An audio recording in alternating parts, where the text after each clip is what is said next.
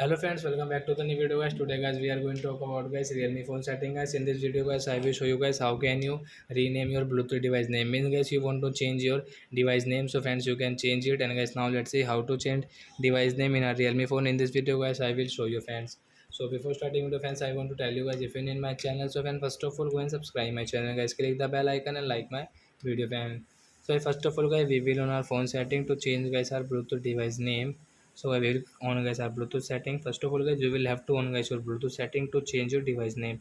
So you can see that your device name is Realme phone guys, you want to change into your name and another name. So guys you can change to example for guys we will take into guys mobile Realme example for guys, but guys you can change yourself. You can say mobile Realme and guys we will save here to change our Bluetooth device name.